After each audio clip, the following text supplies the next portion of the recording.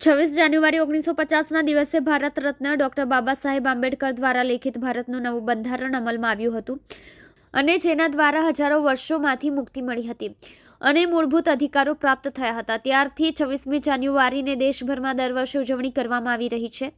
ત્યારે સુરત શહેરના અંબાજી મંદિર નજીક રહેતા દિનેશ ભાટી કે જે ફિલ્મ સ્ટાર અમિતાભ બચ્ચનના ફેન છે અને છેલ્લા 15 વર્ષથી 26મી જાન્યુઆરી અને 15મી ઓગસ્ટની અનોખી ઉજવણી કરતા આવે છે। ત્યારે આ 26મી જાન્યુઆરી પર્વને લઈને જાહેર રસ્તા ઉપર લોકોમાં દેશભક્તિ અને રાષ્ટ્ર પ્રત્યેની ભાવના જાગે તેવા હેતુસર ઉજવણી કરવામાં આવી હતી અને રાહદારીઓ અને સ્થાનિકોને લાડુ ખવડાવીને મોં મીઠું કરાવ્યું હતું અને રાષ્ટ્રગાન ગાઈને જાગૃતિ લાવવા પ્રયાસ હાથ ધરવામાં આવ્યો હતો। હું શશાંક સિંઘવાલા, હું દિનેશ ભાટીનો મિત્ર અને મહેન્દ્રભાઈ સોનીનો મિત્ર।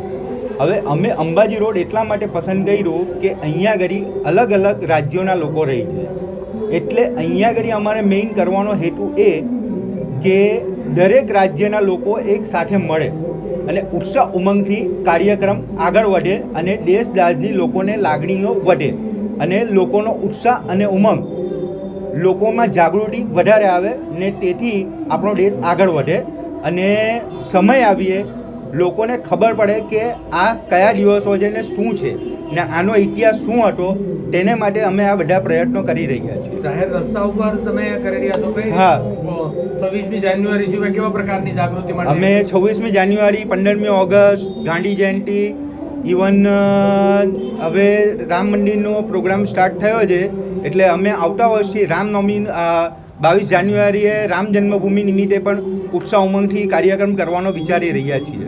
હું આજથી કરીબન 15-20 વર્ષ થઈ ગયા છે। પહેલાં હું શરૂઆતમાં ઉજવણી મારે દુકાનમાં કરતો હતો, જેના અંદર રિત્વિજ મહેતા અને શશાંકભાઈ ને મહેન્દ્રભાઈ સોની એમના ગ્રાહક સુરક્ષાના બધા દોસ્તદાર મળે ને કીધું કે આ વસ્તુ નીચે કરવી જોઈએ, એને લીધે લોકોમાં જાગૃતતા આવે। એ પછી મેં શરૂઆત કરી નીચે, તો આજ કમસે કમ 10 વર્ષ તો થઈ ગયા મને નીચે એ ચાલુ કરીને। આજે કઈ રીતની ઉજવણી કરી અને શું કહેશો? આજે હું દેશની એકતા માટે એ કહું કે જે અત્યારે હું જે વસ્તુ કરું છું આ બધા જ ગલી મોહલ્લા અને શેરીવાળાને કરવી જોઈએ। એનું કારણ એ છે કે અત્યારે દેશભક્તિની ભાવના બધા નાના છોકરાઓમાં ન થાય, કારણ કે અત્યારે સ્કૂલોમાં એ વસ્તુ થતી નથી। એટલે હું આ બધા ગલી મોહલ્લાને ભેગા થઈને કહું કે આ જગ્યા ઉપર આવે ને ભેગા થાય ને જનગણમનના રાષ્ટ્રીય ગાયન ગાવે ને દેશભક્તિના સોંગ કરે ને બધું આ વસ્તુ બધામાં એકતા અને આ પ્રયાસ છે। તમે ધામધૂમથી ઉજવણી કરી રહ્યા છો, લોકોને શું મેસેજ આપજો ખાસ કરીને આજના પર્વને લઈને? આજના પર્વને લઈને હું એમ મેસેજ આપું કે બધા એક થાય ને હલે મલે ને રહે ને બધી એકતાનો પરિચય આપે, આ વસ્તુ હું કહેવા માગું છું।